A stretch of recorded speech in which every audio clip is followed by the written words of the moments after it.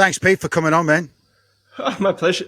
Mate, I just been cleaning out blocked drains this morning. My wife and I live up in the far north, New South Wales Yeah. hinterland, and I'm a suburban city boy from pretty much most of my life Oh, in the your last life. 10 years. Last 10 years been on the farm, so I'm still in my apprenticeship of working out how how to sort shit out very quickly. Um, when you can't call on people like to be there in a minute. So How many? How far away are your neighbours?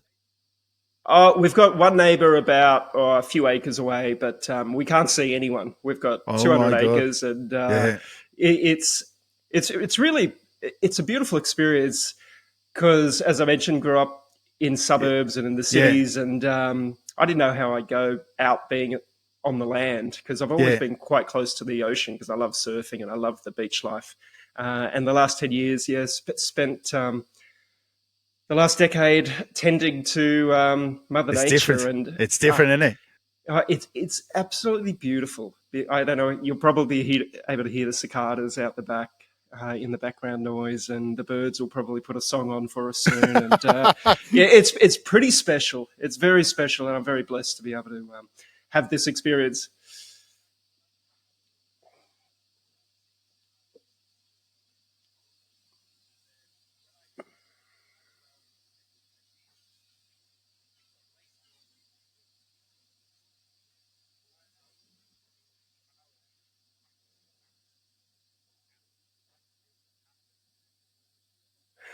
I just couldn't handle it. I opened up a few businesses there, and then, early in the morning, I've got this big trucks every day coming past with pigs, cows, sheep, manure, and I just went, I can't handle this. Well, that's I guess the secret of life is Yeah, trying different things and then working out what your preferences and likes are, yeah, and gravitating towards that and navigating your life towards more yeah, of the things that bring you joy and less of the things that you dislike as yeah, much yeah, as yeah, yeah, possible. I think that's the simple um, solution or formula for having a fun life, but. yeah. You do have to experience it to work out what you do and don't like. That's part of the game too. Yes. All right. Well, let's get into it. So, there's a there's a lot. Like when I didn't realize when I know of you. I don't know. I've met you a couple of times, but only at functions. But like, there's so much. Like I didn't realize you've done so much in your life. So we'll start off. We'll start off with you telling me about growing up, and then how you got into being a chef and all like that. And Yep. yeah, we'll get into the nitty gritty of it all. Yeah, for sure. I'll try not to bore too many people with the story of me, but seeing you asked, I will answer as concisely as possible. So, grew up in Victoria for until I was 7. Then parents separated, moved up to the Gold Coast with my mum.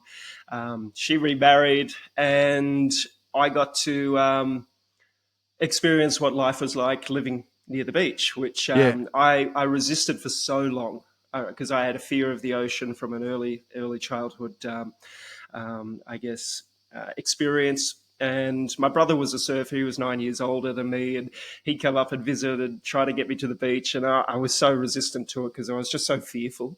And finally, was that because you had an instance in the ocean before, or what was that for? I think it had to do with my dad taking me out into Port Phillip Bay in Melbourne and into the deep water when I was really young. And I don't know the specifics of it, but I know there's a memory there that was quite traumatic of Yeah, me in the ocean. So I faced the fear, and everything basically changed for me once I discovered surfing. I think I was about 13, 14 when I first caught my first wave. And up until that point, I was what you would consider, I guess, a nerd at school. I enjoyed mathematics, science, numbers, all of these things that made sense. And then when I discovered surfing, it just opened up a whole new um, reality for me. I learned to have fun, and I learned to have fun by myself and with others, because up until that point, I was quite insular and very, very shy. And the ocean taught me so much about facing fear, and that life is always changing, very much like the ocean is. No 2 days are Are the identical in same. the ocean. Yeah. No two Yeah. waves are Yeah. Yeah. identical, and it's been a great metaphor for my life to be able to ride the waves of life. So the young Pete Evans is 14, discovered a passion, finding the things that you like to do. And that led on to skateboarding and then skiing, snowboarding, skydiving, all of those sort of, I guess, Adrenaline. adrenaline sports. And I thrive on. I used to thrive in that environment of pushing myself to the limit, catch bigger waves, Yeah. Yeah. ride bigger skate parks, ride bigger half pipes, jump out of planes, go down the mountain, learn different, have different funs and different ways of having fun and pushing ourselves into that position of that, oh, fuck, I could Yeah. die in this experience. Which then led me into different experience with psychedelic journeys and going through the death process. We could talk about that a bit more, but I've always quite enjoyed seeing where my boundaries are. And as you know, I became a chef, and I was 17 when I started my apprenticeship because I didn't want to go to school. The nerd Pete sort of fell away to the adventurous Pete. And learning to cook was such a again a huge challenge for me, because back 35 years ago when I started, the cooking industry and the chefing industry and the restaurant industry is quite militant, quite tough. Well, I won't say quite tough. It's fucking tough. Like anybody that has worked in the hospitality industry, and especially in the back of house in the kitchen, knows the mental strength, emotional strength, and physical strength that it takes to be able to work in that environment and not crash and burn, or to move up the ranks. And so that was a great opportunity for me to learn new skills about myself. Again, facing fear, learning what my boundaries are.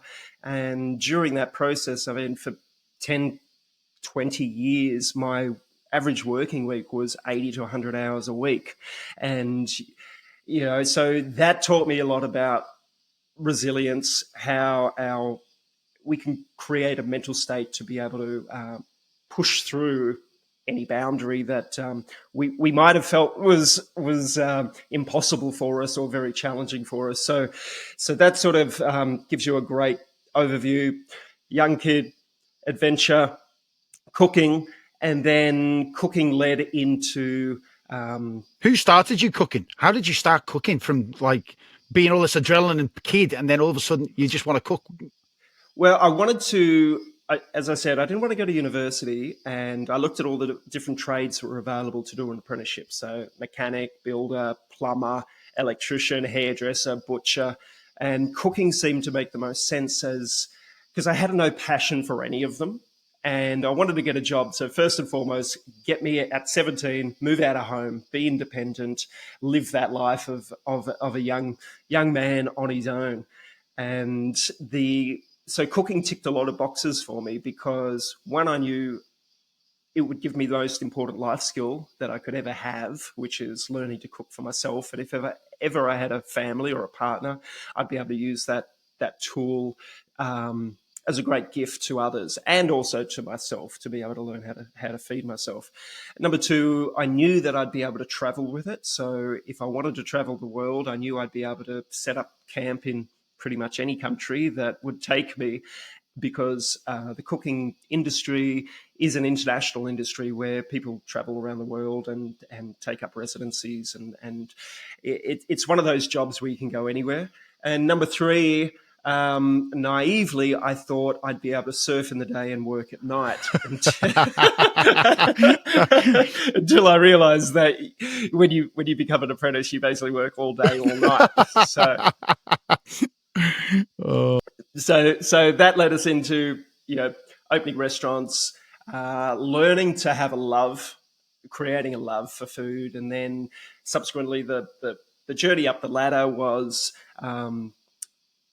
owning great restaurants with my brother and our business partners, winning awards, and then the spotlight was on us at the time with our Bondi restaurant, and then that led at the same time as the celebrity chef phenomenon, led by Yeah. Jamie Oliver and people like that, into Australia. And then I was cast into a TV series, and for Yeah. 20 plus years I was on Australian TV screens and Yeah. international TV screens, which then led me to face another fear, which was being seen and heard, which is sometimes people's greatest fear. Yeah. You know, they say the two greatest fears is death and then public speaking. So it allowed me to conquer that fear of that shy kid that had the adventure side of him, but still was very shy in relation to I, I don't feel worthy to be seen, to be heard. So that was another adventure that I faced head on until I got to the point of where I like to get to in all of my endeavors of facing my fears and insecurities is get to a place of not only enjoyment but neutrality. So I'm happy to do it and I'm happy not to do it, if that makes sense. Yeah. So Yeah. whereas a lot of people can fall into the trap of, if we talk about fame or celebrity, I want to be famous because I want to be famous. Yeah. Whereas it was a different path for me. It was like, I'll go on this journey to confront my fears, and I will get to the place of neutrality or contentment in that, so that if it ever gets taken away, which it has, it's dissolved. I won't be upset that that is not my identity anymore, because it can be our careers, our aspirations, our dreams in life that we strive for, which is fantastic, because that's Yeah. that's Yeah. sort of how our blueprint is to evolve and to grow. Sometimes the trap can be once you get there, and if that no longer exists for whatever reason, that we lose ourselves to our situation. So yeah, so Did you I've like had the light? Did you like the limelight? Did you or did you rather not be in the limelight? it's such an interesting. It's such a paradox. You do and you don't.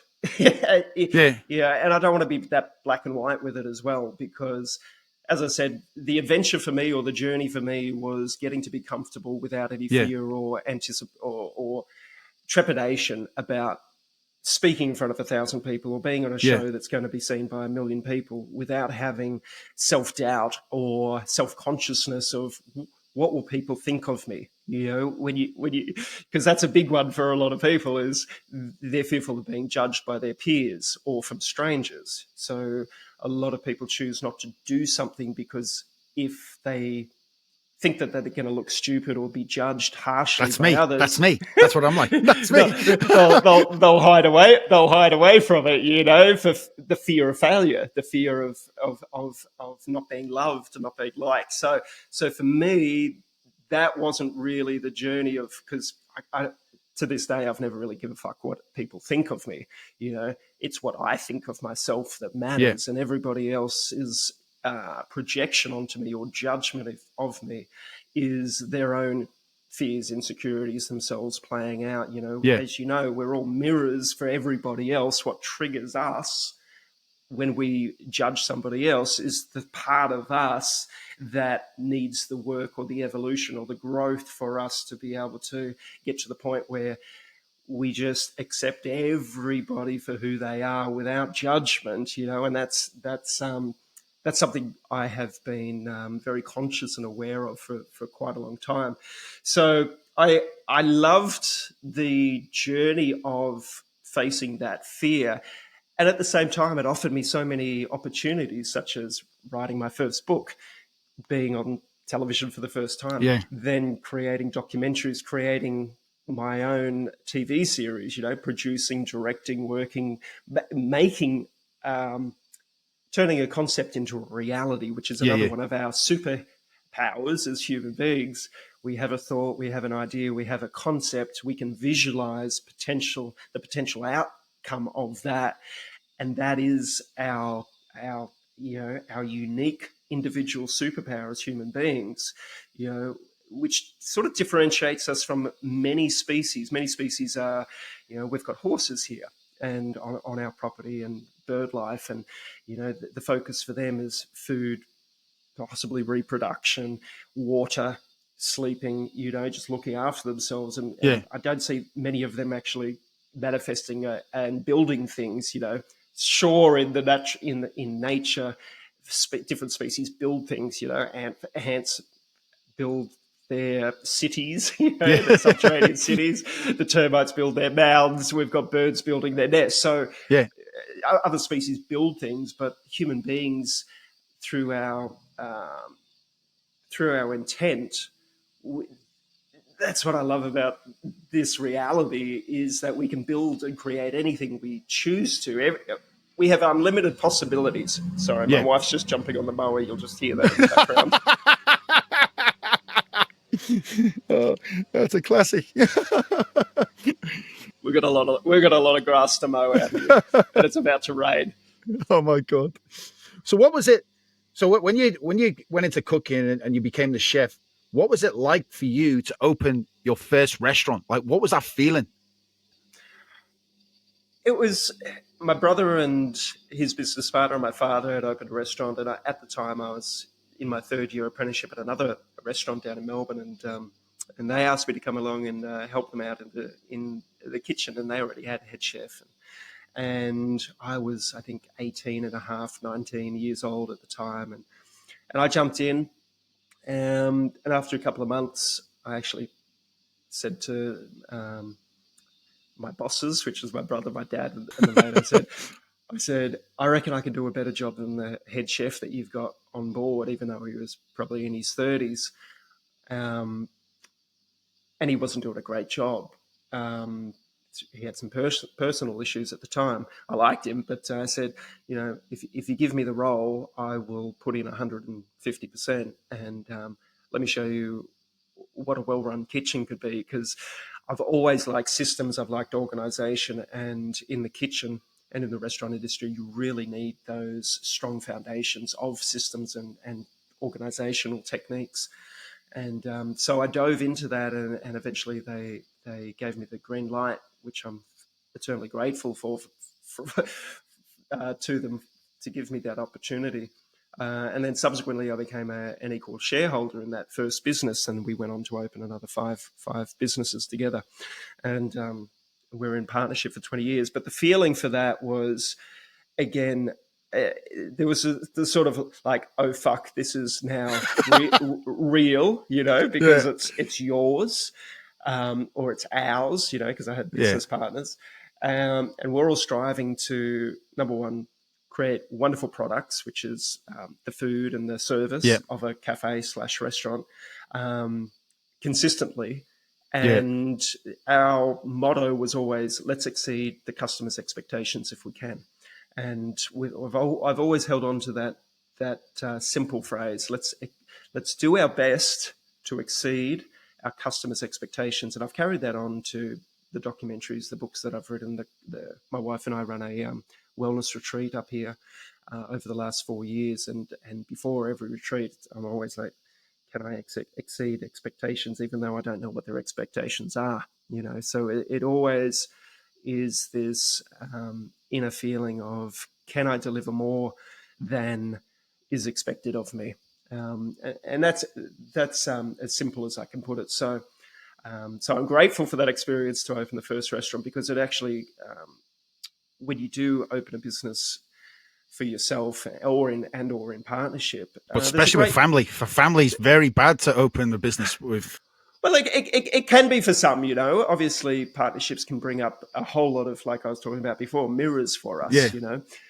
Things that, if you're wise, you'll be able to recognize what they are, and then Yeah. find out what that is in you that needs you for you to grow. So it taught me a lot about responsibility and working with a team for a desired outcome, and I think that's really cool, because a lot of the activities that I was doing were very selfish, sort of personal activities. Like surfing's an individual sport, skateboarding's an individual sport, skiing's quite an individual sport. I was never really drawn to the team sports. But in business, especially working in a restaurant, you have to really form a beautiful synergistic team where everybody is equal, even though there is some form of hierarchy. There has to be some form of hierarchy in that system.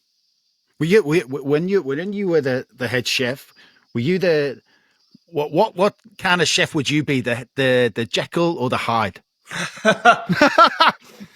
Well, it's so interesting because one of the greatest challenges I had to overcome was I was one of the youngest in the kitchen and I was the boss.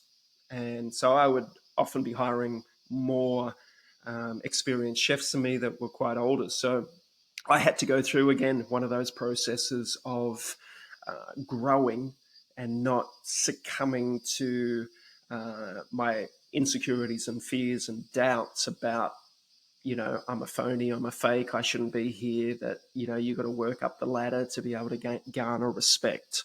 So, which gave me more incentive and more drive to be Yeah, as professional and as mature as I could at that age. So, yeah, when I adopted that, when I got offered the opportunity into the business, for the years prior when I was working for somebody else, I was, um, uh, I took a lot of recreational drugs in my 17, 18, 19 years of age endeavor because it was rife in the hospitality industry. Um, Cannabis, LSD, acid, I can just ecstasy. imagine what the food was like when you're cooking. Well, it was it was an interesting time. I'm very grateful to experience that as well because obviously psychedelics helped to open up our our ability to see more.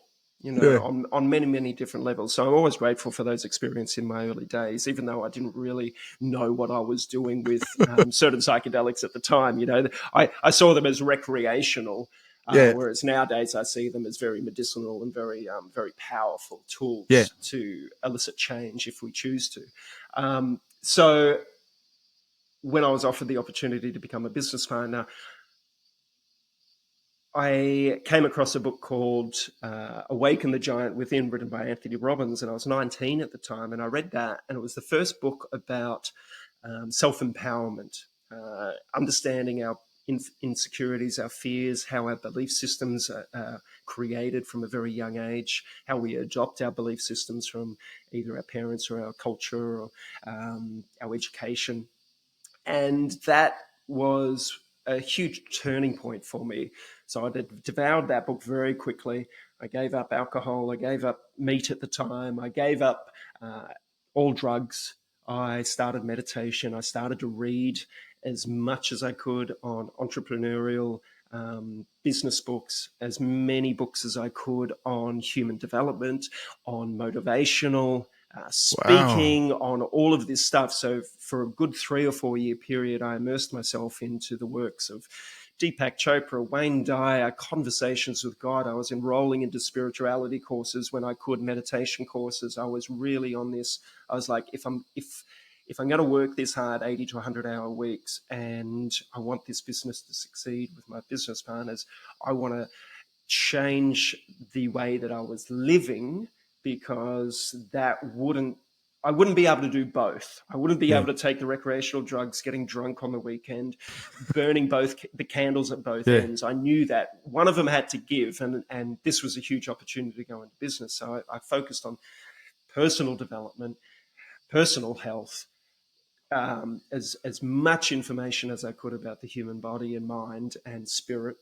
And so that has been a lifelong journey with its ebbs and flows and roundabouts and ups and downs, and it's been such a beautiful journey. But yeah, I'm grateful for all the experiences that have arisen from all the choices that either I've created or have been offered to me.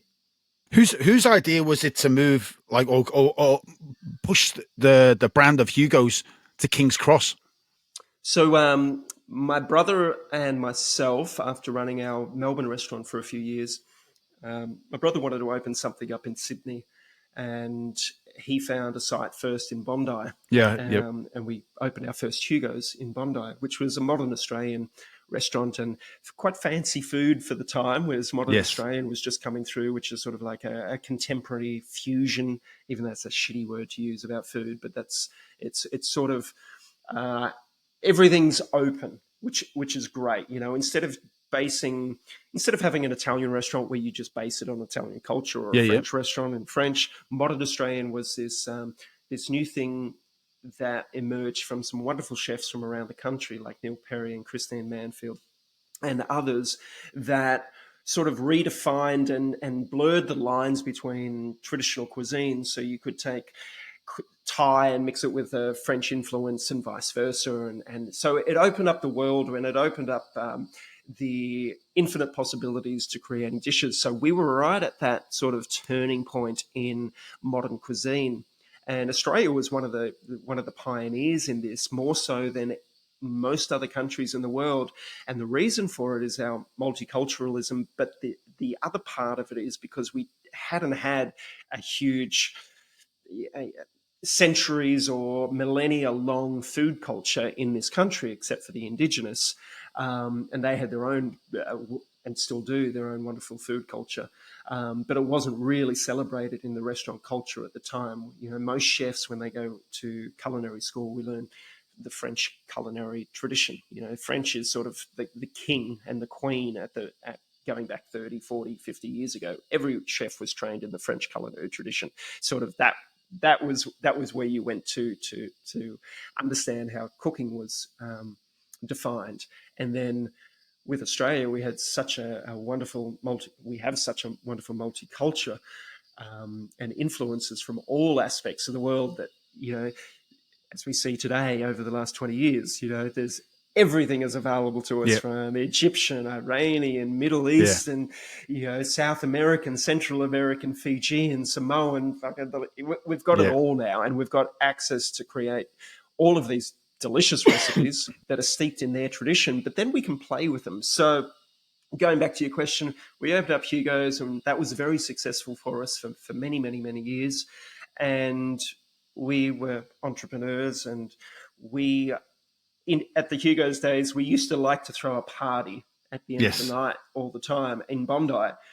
And we sort of became quite famous, sort of like in an underground way, that not only did Hugo's in Bondi, as a little 50, 60 seat restaurant, have great food, but we used to like to party after hours too, in our little Bondi seats.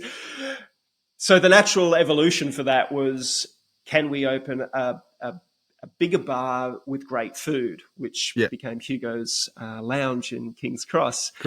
And, we used to be able to hold 300-400 people, I think. I don't remember the exact numbers. We had that for over a decade, I believe. And that became quite an institution for people. And then we opened up downstairs. We opened a modern pizza bar as well. And then my brother and us opened Hugo's Manly, which is still going today. And I stepped away from the business after 19 years, about 13, 14 years ago. And all the businesses are very successful. Hugo's Manly is great. We still have the boys still have the Church Street Pantry down in Victoria. And we also used to do a lot of catering as well, Hugo's Catering, which I love the most, because if you're talking about adrenaline, setting up a pop-up kitchen for an event, for someone's wedding or anniversary or product launch or whatever it may be, talk about stress, setting something up off-site to cater for anywhere from 50 people to 1,000 people, and it's a memorable occasion for people. You got to be on your game, you know. And I loved the catering aspect to it, because I got to. You can play around with a lot more food than you can with your normal menu in a normal restaurant, because a lot of people, when they go to a restaurant, they go there for certain dishes. So you can sort of be constrained a little bit by the amount of things that you change on the menu, because you don't want to upset your customers because they go there for certain things. Whereas with catering, every event, they'd have a different price point, they'd have a different theme. And so I got to play a lot in that world, and I loved it. I loved it all, but the catering was always my favorite. Was it when you going back to Hugo's Lounge? Yeah. And when you opened up, you were in a kind of era when, King's Cross was booming. Yeah. Was it difficult to open up a venue when no one really knew who you were? Well, we had a really beautiful, I guess, a loyal following from Bondi. our Bondi restaurant. Yeah, We're only small, but we created a name for ourselves, which, massive name. You yeah, go. people would come from interstate, like Yeah, before Bondi Icebergs opened up, which is Morris's beautiful yeah, restaurant down there. Um, there are only a couple of places, ourselves and Sean's Panorama, which is still there at North Bondi. We're sort of the two places to go to in Bondi at the time, and there's some other good quality places too. But we, for some reason, and I think it was the package. We had a great location, so you could see oh the yeah, beach. We had wonderful service or front of house. We had a wonderful kitchen team, and we're doing really good food.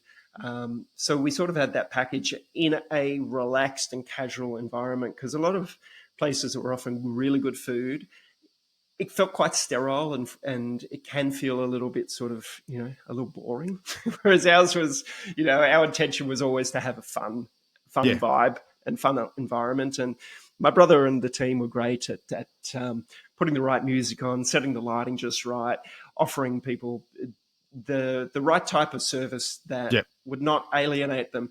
And the thing that happened to us is we started to attract the celebrity crowd, and not just the Sydney social scene. yeah. We attracted the international Yes, celebrities. So um, when Matrix was getting filmed in Sydney, Keanu Reeves would eat there very often, a lot. When Star Wars was being filmed, Natalie Portman would be in there yeah, eating. When royalty came through the country, they would go there. We yes, had Led Zeppelin.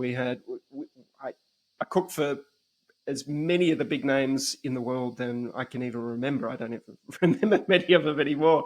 So when that people would be able to sit in a restaurant and have, Richard Branson sitting next to them or whoever, yeah, it was quite a unique casual vibe where people were rubbing shoulders with sort of, I don't like to judge people on their status or their celebrity, but a lot yeah, of people do. So yeah, that created I guess, a little bit of fascination for the Hugo's brand. So when we opened at Hugo's Lounge, and we had wonderful DJs like Sneaky Sound System yes, and others that used to play a regular night there. And so the vibe there was always like, oh, you're going to have a good night if you come to Hugo's Lounge, and there's some good food on offer too. So again, offering the package, and in a quite a safe environment, because the Cross sort of yeah, was renowned for being a little, it's yes, had its checkered past, it's had its yeah, colourful era, it's had its sort of dive era, it's had its explosion of sort of when we were there as well, yeah, and then it sort of fizzled off. And I think, from what I understand these days, it's starting its momentum back up again. yeah. But yeah, I could but be wrong. Hugo's, to me, when I remember Hugo's had, it was the sexy vibe. You had a sexy crowd all the time. It was you had the best crowd. You can't take that away. You had the It best crowd. it was fun. I mean, I was working between the two venues, Bondi and King's Cross, so my focus was always on the food, and I'd go out and party a little bit here and there. But yeah, it definitely had a good vibe to it. You could just feel it in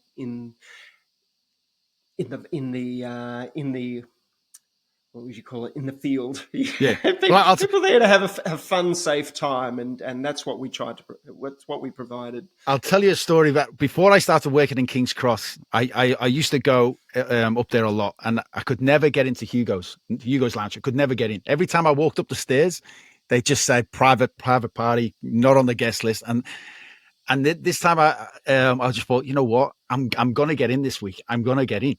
So I rang ahead, and this is a true story. I rang ahead, and I had about maybe nine of my mates, and I rang and said, listen, this is such and such from Liverpool Football Club in the UK. We're all out on tour at the moment, and we want to come to your venue to bring the players after a training session, and they're on tour over here. They said, how many of you are there? And I said, there's 9 of us. I said, who are you? And I said, Robbie Fowler. And they said, Robbie Fowler? I said, yes, I'm a well-known soccer player. I'm just trying to organize this for all the players. Yes, no worries. We will see you later, Mr. Fowler. I turned up. I know where of a lie. I walked up the stairs. I said, I've called up forward. My name's Robbie Fowler. They said, oh, yes, we know you. We've got a table ready for you. All the players are coming in. This, I named all these players who played in the Premier League, but they weren't them players, and that's the only way I got in. That's the first time I stepped foot into Hugo Lounge. where there's a will, there's a way, and again, talking about manifestation, creation, an idea, a concept, I'm going to bring that into reality. I But you go. 5 years later, when I started working in the cross, I came across the door host, and I just went, I hope he doesn't remember what. Hey, Robbie, good to see you. You're back in Oz. He needs to know now that I'm Neil Cummins. I'm not Robbie Fowler. So, but he never recognized me. But yeah, that's a true story. That I heard a few people used to have trouble getting in there, and I don't even to my mates. I just say, if you book a table for the restaurant and have a meal, then just stay on. But it was a beautiful, fun time, and I created some great memories there. That's for sure. Yeah. Was that your like? Yeah, I know you opened like Manly too, but which one was your favorite? Was it Manly, King's Cross, Bondi? Oh, that's like having a favorite child. I two amazing daughters that are late teenagers now, and I love them equally. And all the businesses that we've opened, I've loved equally for their own things that they've been able to teach me. And Yeah. None of them have been lesser than another. And to this day as well, I've consulted on a lot of restaurants since the time that I've separated from Hugo's and opened my own business here with my wife. And it keeps you keep creating these opportunities for self growth and learning. Was it sad when you walked away from it? Was it like, or were you just ready, or were you ready for that? It was a decision I've been pondering for quite a while, and there's I have this personally. I have this desire to create and manifest, and to be able to bring my ideas and concepts into reality. That's because my take on life is we get one round here as Pete Evans and Neil Cummins. What are we going to do with it? What am I going to do with the time that I have on this planet? And Yep. everything that I do is to extend the time that I have here as Pete Evans. Whether it's the where I'm living now, the daily choices that I make that revolve around the food, the beverage, the information that I choose to take in, the activities that I choose to do, like surfing, or cleaning out the gutters today. My intention is to be here for as long as I can, and at the same time, my other intention is to see what's possible. As far as when I have an idea or a concept, can I bring it into reality? And it doesn't always have to be business orientated. It can be just conceptually. It can be planting a tree or tending to the garden or whatever it may be. I wish to live. I desire and I create my reality so that I can be as free as I can to be able to create what I wish to create. And after 19 years of being in business and going through that evolutionary prospect of creating businesses with business partners that I adore and love and respect and am totally grateful for, there was a point where I wanted to stand on my own again and go through that process of, now it's individual choices. It's selfish choices for myself to create.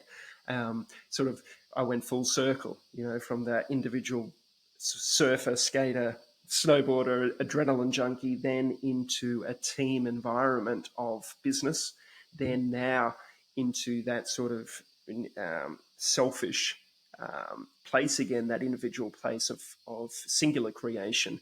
Obviously, I still collaborate with different people, But it was time for me again just to step into that space of Pete deciding what's best for Pete on this journey of life, and that was. I'm grateful for that decision, and I'm grateful for all the experiences that I had in the past. So yeah, there was definitely sadness to leaving your mates and your family in one realm, but I had full trust and belief that they would thrive with or without me, Yeah. and I also had to have that faith and trust that I would thrive as well, by myself in that journey. And my brother and I have a wonderful relationship now, and yeah, he's gone on to still creating beautiful experiences for people, doing the thing that he loves to do. And part of me was I'd had enough of the restaurant industry at that time. So Because you won a lot of awards. Like yeah. the Hugo's won so many awards. Like I've looked up of the awards that he's won, and even got, what was it, the world's best pizza in the world. Like that was like it's massive. And I used to love the food. If you said anything about Hugo's, it was to go and have the pizza. Beautiful. That's We what the whole. it, but I guess there comes a point with for many people where they have to work out their work life Yeah, balance. And as I said earlier, the restaurant industry is a very stressful industry. It's a very fucking stressful industry yeah, for many people, um, and I chose to uh, experience life without that that pressure that I'd experienced for 20 years, 80 hours a week plus. It was like, okay, I want to tap out here, because if I continue this, one, I just don't want to live that way anymore with that constant stress, and I see so many people burn themselves out in that industry. And I didn't want to be one of those people, even though I knew I'd be able to persevere. But I was like, well, what else is there to experience in this reality? And what can I create in this reality? And I'm still pondering that even today. I'm thinking about next year, like, oh, I can do this, and maybe I do this, and what is a priority for me at this particular point in time? Even yesterday, I was like, oh, I think I've got a new book that I want to write, which is sort of the underlying theme of what I'm talking about today yeah, is beliefs and patterns of choice and manifestation and creation and letting go and surrendering and trust and all of these sort of woo-woo words that can I put that into, will I be able to put that, not will I or can I, when am I going to put that into a easily digestible way for people to resonate with, to potentially help them plant the seeds for their own imagination and creation process. So yeah, that excites me, because I've written nearly 30 cookbooks. So I feel like that body of work is pretty well done. yeah. I don't want to keep writing fucking cookbooks for the next 50 years, because I've already published 2,000 recipes, and all based on pretty much healthy, long-term regenerative health. How long am I going to beat that drum for? Because I think I've well and truly beaten it. So what else am I passionate about that might be a little challenging for me? And like what I just said, Yeah. I'm like, fuck, how do I do this in a way? And I love when I'm in those, when I put myself in that situation, like I've got a goal, but at the moment, I do not know the process of how to deliver that goal, even though I can deliver the goal. So these types of experiences in my life are the ones that really excite me, because it's like, fuck, I've got to work out, find the jigsaw puzzle pieces. I know they exist, but now it's like finding them and putting them together. And that to me is where I feel most alive, Yeah, instead yeah. of the repetitious or the monotony. I shouldn't say monotony, but when I find myself in a repetitious pattern of just doing the same thing over and over and over Yeah, yeah, again, yeah. that I can get a little stale in that momentum. So So you've now got out the industry, and then in 2010, you get the chance to become a TV chef. hmm, yeah. How was that? How did that come about? Yeah, well, just recapping what I said before. So when Hugo's gained popularity, Yeah, the celebrity chef phenomenon kicked off in the UK with Jamie Oliver and Nigella Lawson and Ainsley Harriott and some of these old school names, Gordon Ramsay. And so when there's a wave of something, it ripples through other territories. In Australia, the TV landscape was like, we need to capitalize and create our own version of the celebrity chef format, teaching people these types of recipes. So I was asked to audition, and I turned it down first because that was my greatest fear, was being seen. I loved being in the kitchen because I was sort of hidden behind there, and my brother and business partners, they were front of house, so they liked the game of showmanship, whereas I didn't like the game of showmanship at that time. So I turned them down, and then a week or two later they called me back and said, look, we really would like you to audition.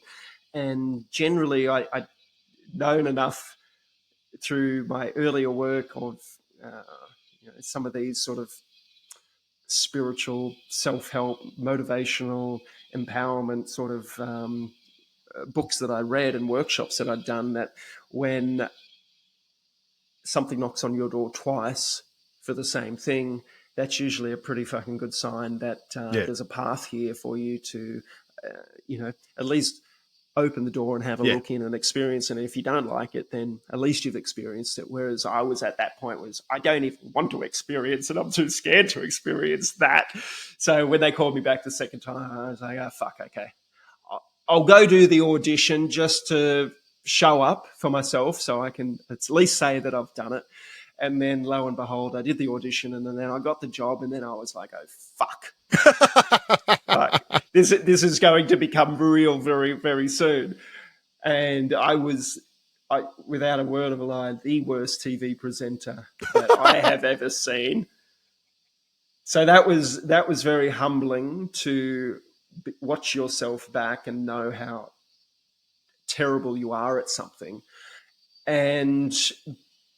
But what gave me the strength to persevere with that was going back to when I started cooking and starting surfing and starting other projects for the very first time, and knowing how bad I was. But then you get these huge growth spurts when we try something new. So I knew that all I needed to do was persevere at this and give it my all and just go in there and focus. And my goal, as I said earlier, my goal was to get to the point where I wouldn't be self-conscious or fearful or scared or insecure in any environment where I had to be seen, public speaking. And I remember I'd been on doing TV. It was only I was doing like or 10 episodes a year at the start. So it wasn't full time. It was Yeah, just yeah. very part-time, very casual. I ended up doing full time sort of about 7 or 8 or 10 years into my TV timeline.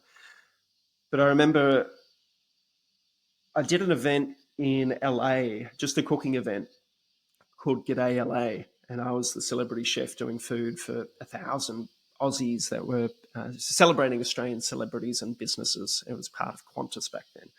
And Richard Wilkins was the MC, and I was behind backstage. They were about to bring me out to talk about the menu in front of 1,000 people or 600. I don't even know how many people. There was a lot of fucking people, and all hoity-toity type people, like.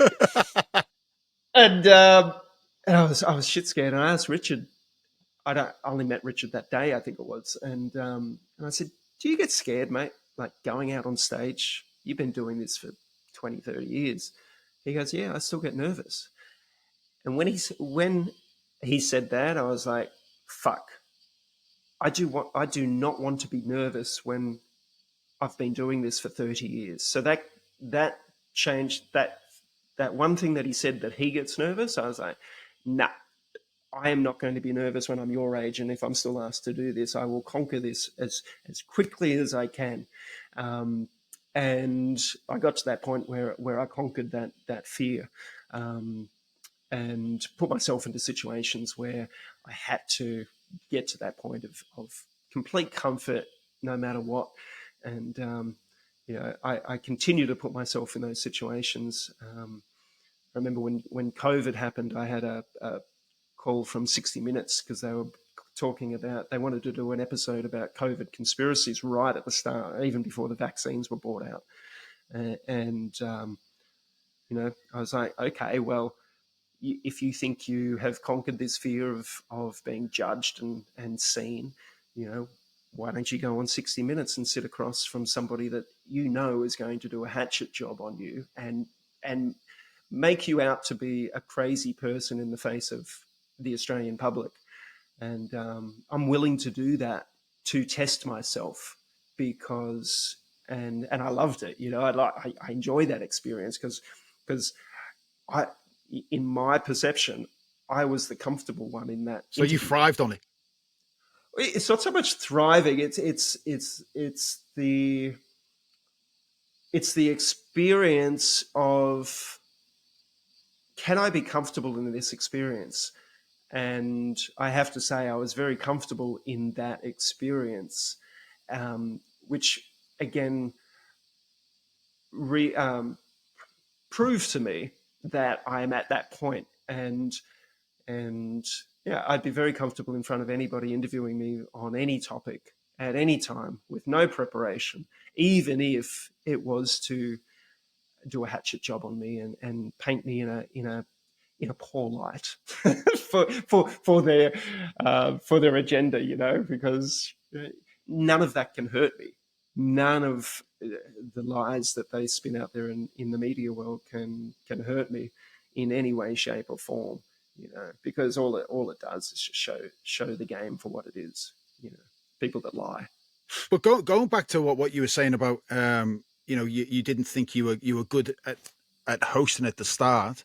Why do you think that was? Do you think you were just hard on yourself, or you like I still today think I'm not that good at what I'm doing, but I'm confident, but I never look at anything I do. And all the podcasts I've done, I'm up to season 11. I've never watched one yet, never, because I don't want to see myself, because then I think I will get put off.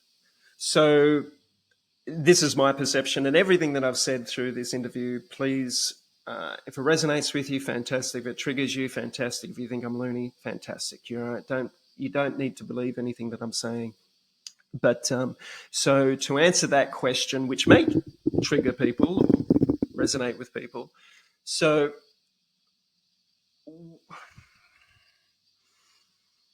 the biggest question we can ask ourselves is, who am I?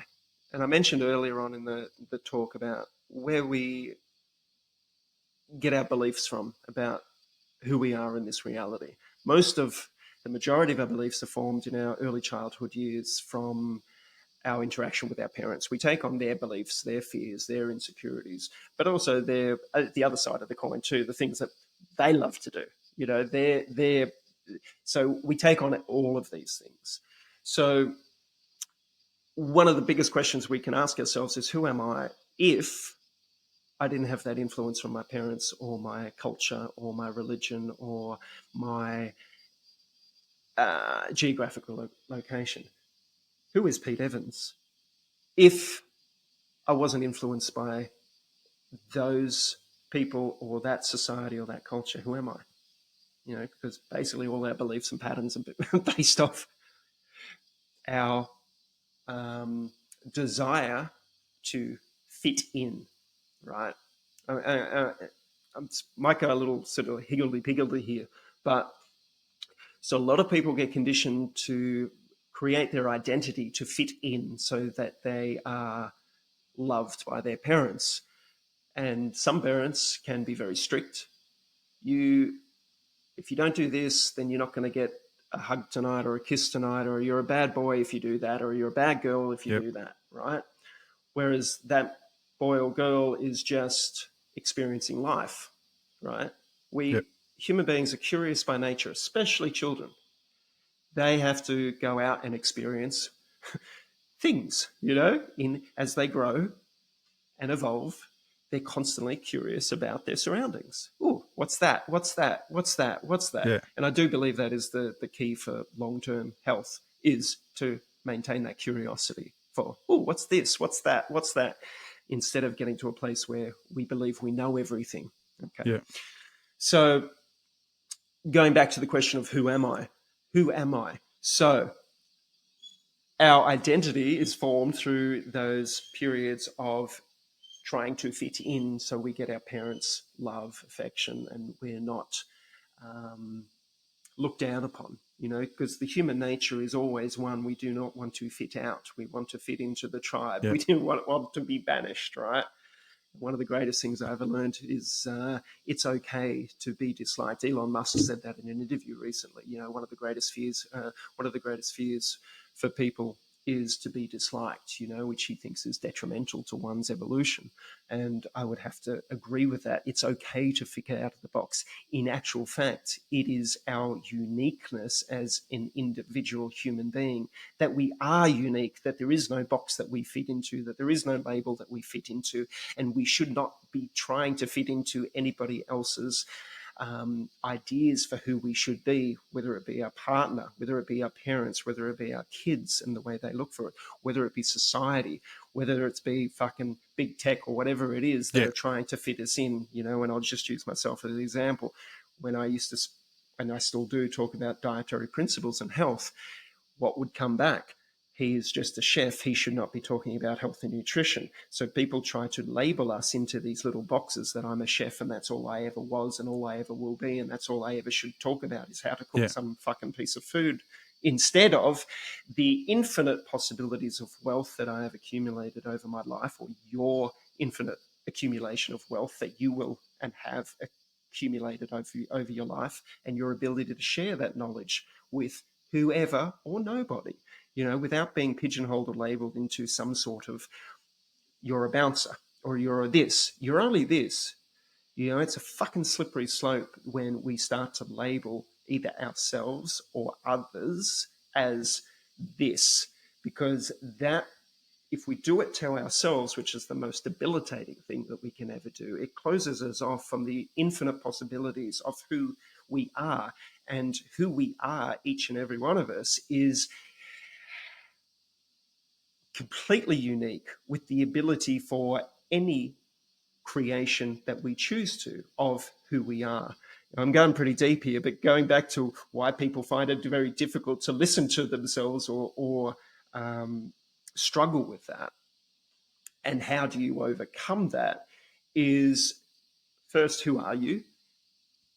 Can you love yourself? Do you love yourself unconditionally?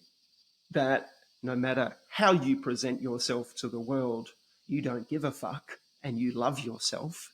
There's no like, oh, I wish I had said that, or I wish I hadn't have said that because someone will judge me for that. And once we can remove that, it doesn't mean that we can't go, oh, you know what, next time I reckon I'll say that. That might be a little bit better than me saying fuck 10 times already on this podcast. Maybe next time I'll cut it down to 9, Some self-awareness isn't bad. So when we can get to the state of unconditional love for ourselves and acceptance of ourselves, then it doesn't matter. It really doesn't matter what you say, what you do to the external world, as long as it's you that is saying it and it's flowing through you.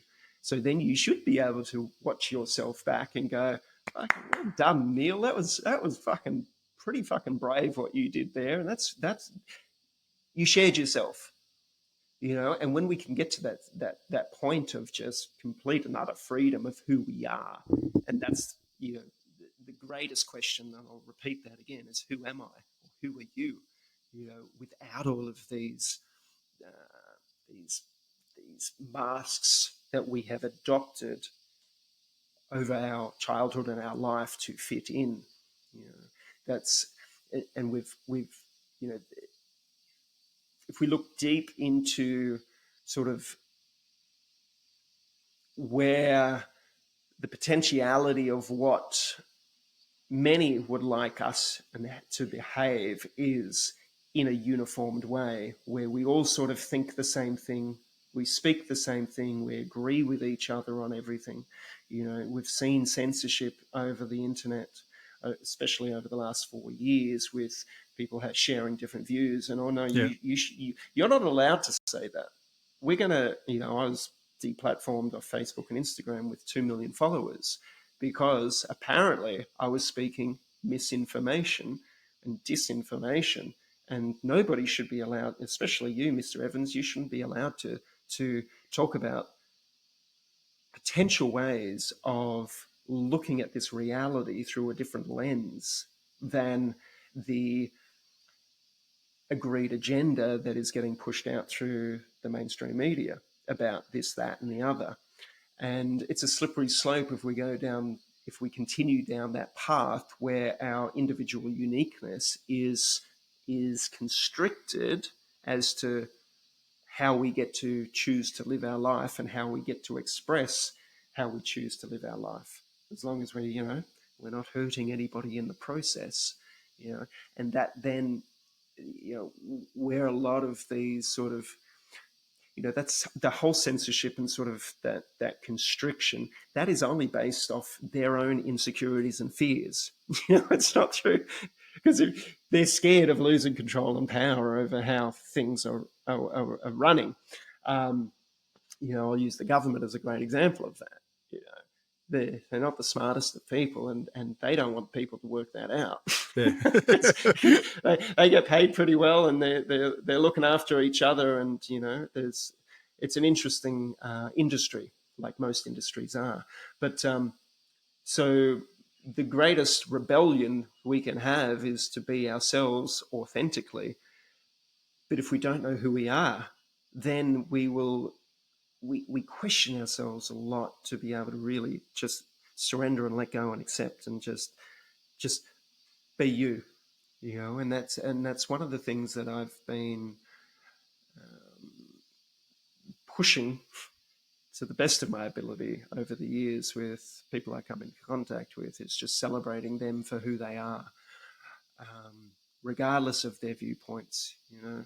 The last thing I would ever want to do is force anybody to think a certain way or behave a certain way or act a certain way or eat a certain way or vote a certain way or live their life a certain way, because everybody has free will, and the uniqueness of us is what is the most beautiful thing about this reality.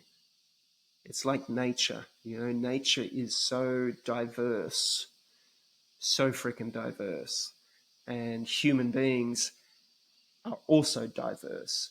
And that celebration of our uniqueness is, I believe, the greatest gift we can give each other. Like, just celebrate. If somebody, your family member, doesn't eat how you want them to eat, and they're on the pharmaceuticals and they're on the junk food and they're watching mainstream media and they're living a miserable life, celebrate them. Like, fuck, you chose differently than I chose, but I celebrate the choices that you've created for yourself. If ever you want to get out of that situation that you're in, if it no longer serves you, but it looks like you're having a good time now because you want to continue to take the medications, be lethargic, be a victim, go along that journey until you don't want to. And that may never happen. But if it does happen, there's always options out there, and we're always willing to share information. But I would never force you to live the way that I live my life. So hopefully that makes sense. Do you think because of like everyone has their I have my opinion, you have your opinion, everyone's free of speech. Do you think that's why everyone hounded you at a certain time when you did come forward and you just wanted to talk it up, or how you felt? Like back in 2017, and you done that documentary on Netflix for that magic pill, and everyone just went on your case for it. And it's just like, what the fuck? Like, just leave them alone. You know what I mean? Like, it's just, do you think you just got hounded because of the way you just wanted to, talk about something that you believed in or whatever you did? You know what I mean? It's. Well, the simplest way to paint the picture for the hounding, as you call it, is, and this is factual. So 80% of chronic illness in the Western world is diet and lifestyle related. 80%, right? And a lot of people would have you believe that it's you have to work out and run marathons and be fit to change that, right? Like shows like The Biggest Loser and all of this type of brainwashing that's out there about physical activity. And I'm not saying physical activity isn't important, but Yeah. diet trumps physical activity 100 times. So Yeah. if we change our diet, what into a species specific diet, one that, or an anti inflammatory diet, right? Because most people are inflamed. That's where the 80% of chronic illness comes from inflammation. So, how do we get rid of the inflammation in the body? The inflammation is generally caused, 99%, in my opinion, through the diet choices and the drinks that we consume into our bodies, right? Yeah. So, if 80% of chronic, and the great thing about when you change your diet, you will have more energy and vitality to play the things that you want to play and do the movements or the exercises that bring you joy instead of killing yourself, stressing your body in the gym, doing a workout that is going to create more inflammation in the body, right? And that's not a blanket statement. It's just some people put a lot of stress on their body and that causes inflammation on it too. So the lowest hanging fruit, pardon the pun, is understand what fuels your body the best and then adopt that if you want to improve your health. So, if 80% of chronic illness can be eliminated, reversed, stopped by diet choices, could you imagine what would happen if the hospital system had 80% less patients in it starting next year? What would happen to the doctors, GPs, specialists, if 8 out of 10 people no longer needed to see them as often as they see them because they're not getting fucking sick? Now, think about this on a bigger scale. What would happen to the pharmaceutical industry if they lost 80% of their clients within the space of a year? Now, we expand that out into the mainstream media around the world. What would happen if 80% of their revenue disappeared because multinational food companies are no longer have the money to advertise because nobody's buying their shit, or the pharmaceutical companies in different parts of the world are advertising their products into um, online or print or digital formats? Then we expand that out a little bit more into, so the mainstream media will either, well, it's already fucking dying anyway. We're seeing, the TV networks all around the world, they're Yeah. losing viewership because they're not reporting the news. That's why Joe Rogan, Tucker Carlson, Russell Brand, all of these people are just fucking crushing it Yeah. because people are working out that they're actually talking about important stuff and not just fucking propaganda. Yeah. So then expand that out next to the agricultural companies that poison the soils and poison the animals and poison the foods that we eat because people would demand and shift to organic, seasonal, regenerative farm, holistically fucking create, raised, all this sort of stuff that no longer requires their toxic inputs. Yeah. Now, what would happen then, because that's going to heal the planet as well, heal the soils, people are going to get healthier. What would happen then to the lobbyists that lobby the government? The government system would fucking change. The lobbyists would no longer be around. The whole landscape of the system that most of us are blind to or ignorant of, it would all collapse within the space of a year or two. If people just changed their diet en masse, everything would fucking change. Everything. That this system, you have to understand, like, the medical system, fantastic for trauma care, fantastic. And I've always said modern medicine, ancient wisdom, or natural therapies, hand in hand, to the point where if you're eating well, you probably don't even need natural therapies or modern medicine, except if you get hit by a car or bitten by a shark or something life-threatening, fucking doctors are great at that sort of shit. Sometimes eye surgery, they're great at that sort of stuff. And the technical advances in medicine, fantastic. Bring it on. Let's create using it, our minds to create things that are better for us.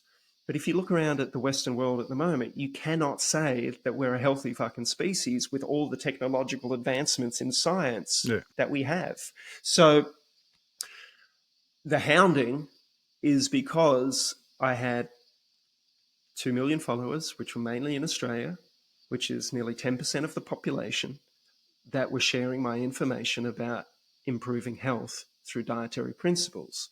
And then COVID came along, and I was just like, hey, there's corruption already in the dietary bodies around the Western nations of food science. We outlined that with our movie. We showed how science can be bought. COVID came around. I'm like, hey, this is just another version of another corruption of science. Be very, very careful about the information that is being pushed out. My advice is to wait, to research, where is the information about masking come from? Every doctor that I spoke to said it doesn't work to mask somebody. Social distancing, everybody was told to stand 6 feet away from each other, and subsequently, what do we know now? 4 years later, even though most good doctors knew 4 years ago, it was a made up fucking concept that has no merit in whatsoever, in science whatsoever. Yet people would stand in fucking line 6 fucking feet away saying, get away from me. We found out that the safe and effective vaccines were not safe nor effective for everybody. Well, they weren't safe for everybody, but they definitely weren't effective for anybody. All of that information has come out now, Yeah. And nobody can debate it anymore because there's been peer-reviewed studies that have all fucking come out. And the next thing that's going to happen, Bobby Kennedy Jr. is in there, Dr. They just appointed a new Dr. J.O. Bhattacharya for the National Institutes of Health in the United States. Donald Trump just appointed him, who these two were outspoken about the whole COVID nonsense. We are going to see over the next 4 years the absolute truth starting to filter out. And what is that going to do then? It's going to potentially snap people out of that state to be more curious instead of just trusting the talking heads that said you must do this to be safe, because there were a lot of us that didn't do that. And I don't judge anybody for taking it or not taking it or standing 6 feet away from anyone or putting a mask on. Like, you do you, right? But understand that it was all a fucking lie. It was all a lie. And it still is. So that the next time this comes around, or something of this nature, where you have these experts coming in to tell you to do something, and it could be something to do with climate change, it could have something to do with another virus, it could have something to do with a cyber attack or this, that, who knows, they're probably thinking of something out there. Because they thought of this to start with, that you might be more curious next time and go, you know what, maybe I'll investigate this a bit further, and maybe I'll turn on the Joe Rogan or the Tucker or the Neil or the Pete or the whoever's out there that is sharing some information that is the opposite from what these other people are sharing, because I think they've shot themselves in the foot, to be honest with you, and I celebrate them for it. Because I only because like I remember when it all came out, and I like, it wasn't just that you were to me, I felt like you were just targeted by, and then they terminated your contract with the TV, and I just thought, this is a bit harsh. You know what I mean? Like, all you did was say your view and what you believed in, and then it was like that everyone just went onto you. It was just like, well, fucking hell, just leave them alone. You know what I mean? It's Oh yeah, well, they created this story that I was a neo-Nazi, that I shared a neo-Nazi sign, which I did, but I was which one was that? What was that? The black, it was a black sun. Black sun on a caterpillar, and I just saw the Donald Trump hat, and I thought it was a funny fucking thing. I had no idea it was a fucking neo-Nazi sign. I didn't even know what neo-Nazi was at the time, but that was the one thing that it was like, got him. Yeah. Fucking, we've been waiting for this moment, Now we can bring out the whole the neo-Nazi white supremacist fucking. Yeah, yeah, yeah. We've got him now. You know, we're going to use this and pressure all of his business partners and pressure anyone that you cannot be associated with this man anymore because.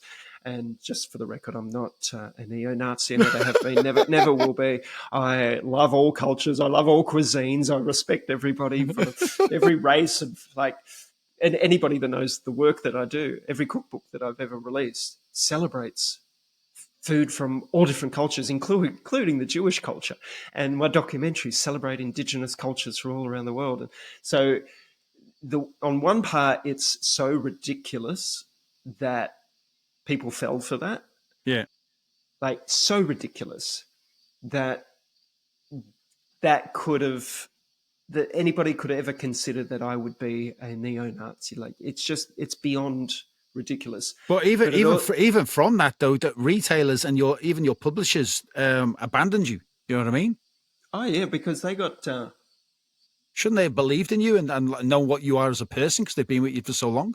Well, I think fear comes up for a lot of people, right? And I respect their decision to do what they did because they, running a business, want to protect their brand and their integrity, right? And to have that, it was a coordinated attack, mate. Like it wasn't just fucking out of the blue. This was a coordinated attack because within the space of 24 hours, the 15 business partners I was involved with all pretty much publicly denounced me. For that to happen, it has to be a coordinated effort from some party. And I don't know who or what, but it wasn't like, oh, Pete fucked up, right? It was like, Pete fucked up and let's go. Let's put the attack dogs onto this to dissuade anybody else that may want to stand up against the vaccine or this, that, and the other, that this is what we can do to somebody. So be good boys and girls and just fucking go along with the agenda. Don't stick your head up, even if you want to speak out, because we will financially destroy you. And for me, it was just like, fucking, like, I was like, sweet, like, cool. Can I adapt to losing all that income? Can I adapt to being known as a neo-Nazi by the media? Can I adapt and be content and neutral to this experience that's happening now? Like, again, drawing on those sort of difficult challenges that I'd had in the past. Can I walk with integrity while there's this public persona out there of you're fucking a racist and this type of thing. But see, my next question would be to you: do you regret that now, or you don't? No, never. No, I hold no regrets, mate, at all. Never will. Never have. Never will. Never have. Never will. That's my belief, because I shared that. I've created that public image for myself. If I went back 20 years ago to when I was offered the audition on television, I could have said no, right? And then I would never have created the identity that I have out there. So I created that. I created this. When I started talking about dietary health, I chose to do that, knowing full well that there would be blowback. When COVID came and I spoke out and I called it a hoax and a scam, I knew very well by my choices that I would suffer backlash from it. So I hold 100% personal responsibility and accountability for all of my actions. And so when you reside in a place of that, where you are never a victim, you never play the victim, where you have chosen to be 100% responsible for your life, then you have no regrets, and you never will, because they've all been your choices, right? Which has led me to here, having a chat with Neil Cummins on a Monday afternoon. That's pretty cool. I don't know too much of you, and your mate said secrets of the underworld. You interview, you do these sort of exposés and chats to some pretty colourful characters. I was like, oh, fuck, if he wants to have me on, sweet, like That's pretty cool, you know. Who knows who's going to listen to this, and that's what excites me about this human experience is when you choose to do something like I have chosen to do today. I have no expectation of what it will mean for me or what it will mean for you or what it will mean for anybody that's listening or watching, but I'm curious about it without holding a desire to know. Like somebody could listen to this or watch this, and I might have said something that really pissed someone off or triggered someone or really planted a seed where that might have a ripple effect on somebody's life. And vice versa. You might have said something to me today that may have a ripple effect on my life. Yeah. And when I get invited to do things, I like to be in that curious point of view where I wonder what this will bring, even though I do not need to know the outcome of it. Like, and that's a really beautiful place to be in because it takes all pressure off any situation that you're in. So who knows? You know, But you know, from all this is all your friends from all like I don't know how close you were to people that you worked with on the TV shows and all like that, but you know, close friends, have they stuck by you through all this? Or have some of them um, gone, you know, oh my God, Pete, what are you doing? And then they've just distanced themselves from you.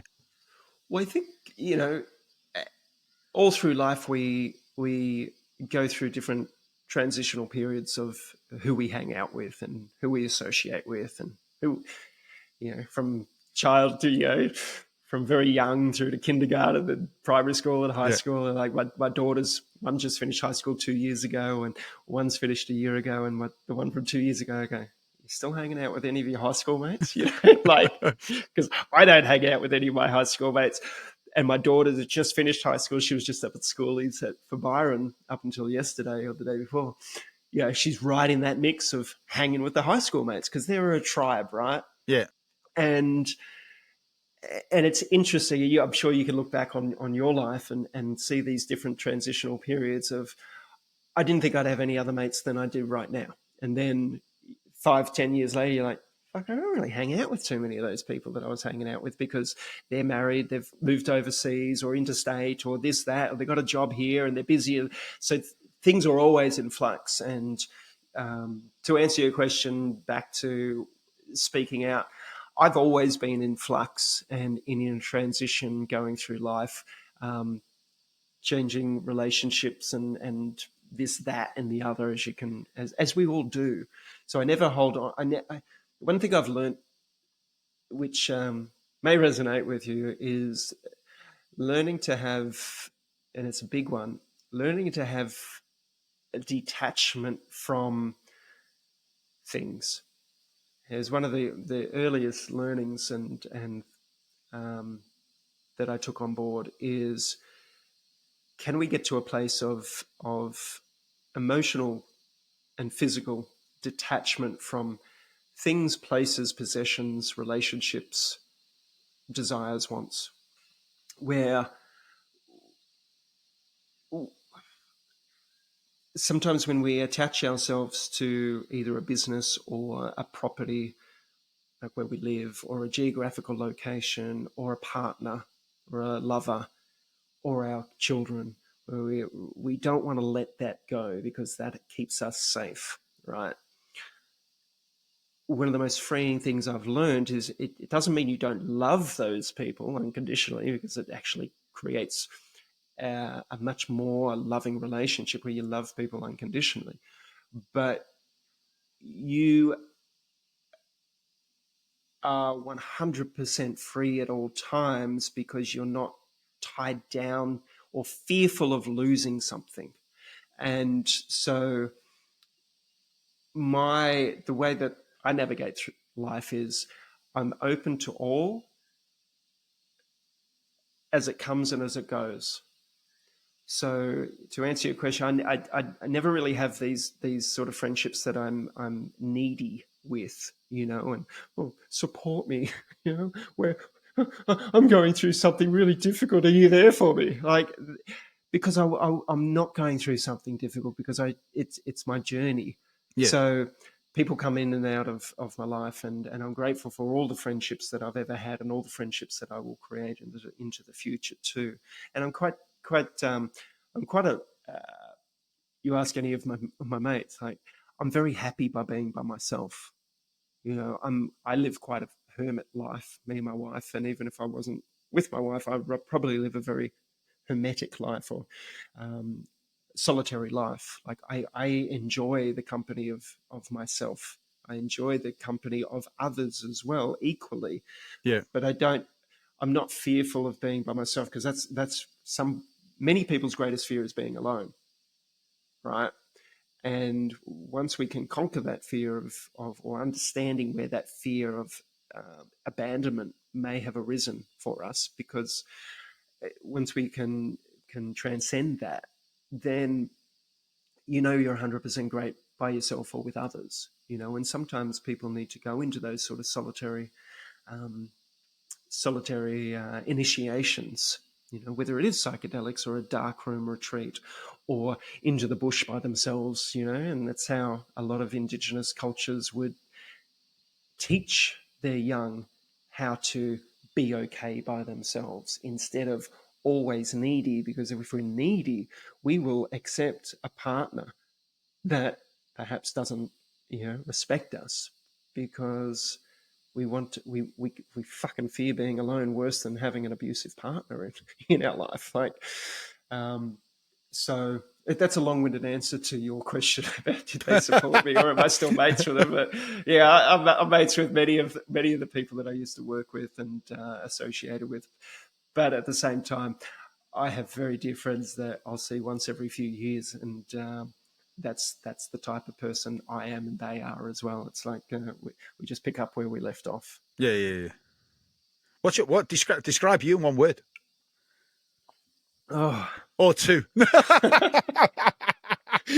Or two. uh, curious, yeah. Curious, it would be one word, and open. I reckon open and curious.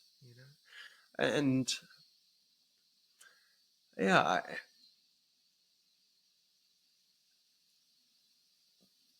I, life is. I've sat with the most powerful psychedelic on the planet is known as the the molecule is called 5-MeO DMT. It's not DMT. It's a stronger molecule called 5-MeO DMT, and it's found in the Sonoran Desert toad. And it's the strongest psychedelic because most psychedelics, or nearly all of the psychedelics that are out there, or entheogens as they're also known, entheogens mean to awaken the divine within. And I'm not religious in any way, shape, or form. Nor am I spiritual, if there's a definition for that. But so 5-MeO DMT comes from Bufo arboreus, which is a type of toad that's found in the Sonoran Desert from, I think, Arizona through California into Mexico. And what this psychedelic offers and teaches is, I'll go back. So all the other psychedelics, when you ingest them, you always know that Pete just took a psychedelic and is going on a psychedelic ceremonial journey. Whereas this one psychedelic, what it offers us when we take it is it like the science of it overwhelms our our identity of who we are, who we think we are, um, which is its gift, and it's terrifying for people because you go through a death process because the whole notion of who you think you are dies, it dissolves, it goes. They call it egoic death or ego death, and it's highly rewarding and highly challenging. And I'm not recommending it for anybody. I'm not recommending the use of psychedelics. There's a lot of research out there, and there's more research that's going on, clinical trials all around the world to show the potential benefits of psychedelics. And ancient cultures and indigenous cultures have used psychedelics for tens of thousands, if not millennia, of years. So for a fucking long time, and it's part of a lot of different cultures around the world. But So the 5-MeO DMT, what it offers us is a opportunity to go through our own death before we have our death, and to experience what that's like. And what it taught me anyway, and there's a beautiful book called Being Human by Martin Ball, if anyone's interested in learning more about this. And I've interviewed him on my podcast many times, and other psychonauts out there. And what it teaches us is that this is very much like the dream state, this human experience that you and I are in at the moment, and everybody is in at the moment, is like a dream state. And the absolute truth is that there is no I, where we are all, and we're eternal, and we're infinite. There's no death, there's no birth, no death, no beginning, no ending. It's just pure consciousness that's forever and ever and ever and ever, and that's pretty woo woo. But once you experience it, it's you'll never forget it, right? And that's the true nature of who we are, true nature of reality, not the individual I, but the all, the everything. And in that experience, you get to it. You have the experience of. You get to experience everything that ever has been and everything that will be in every possible permutation of possibility. And when we are back into this dream state of Pete and Neil, going about our day-to-day lives, we can tap into that infinite possibility realm, which is what I was talking about at the start of the program, about the creation of our thoughts or dreams or into manifestation. This is our superpower, as I said at the start. This is what we're here to do, is to create a more beautiful world for ourselves. That's what we're here to do. Whatever it is that you want to do, if you can think it, you can probably create it. You might not have all the pieces just yet, but that's we're here to create. We're here to dream. We're here to do that. And so the 5-MeO DMT journey teaches us that there is nothing to be fearful of, and that's what it taught me. And to live without fear is such a and living without fear doesn't mean I'm going to crawl up onto my roof and jump off and think I can survive, like fly. That's not what that is about. What it has given me is the most beautiful appreciation of this blink of an eye lifetime that we're experiencing now, that feels like a long time, which has given me a greater appreciation and respect that I want to be here for as long as possible if I can, But if I have an accident tomorrow or get eaten by a shark, wow, what a fucking trip it's been anyway. and I know what's on the other side of that, which is everything anyway. So I guess so. To live without fear is a beautiful place to be. Well, that's what I like to do. And if I still have fears that arise, then I like to challenge myself and face them and go through them. It's been a very interesting talk with you, Pete. Thank you, brother. I've enjoyed it, and I'm glad I was very persistent in trying to get you on. Right. I'm grateful for your persistence, and thank you to everybody for persevering today and having a listen. And if ever you want to get back on and talk about food, I'd be happy to come back on and talk about some recipes and the real life stuff where we can taste and smell. But I really appreciate you. No, thank you for giving me the opportunity to have this chat. And I just want to tell everybody that I love you all, and you're all loved. And thank you so much. Thanks, Pete. I'll just keep you on so I can get the recording done. Yeah. Done. Perfect, mate. Thank you.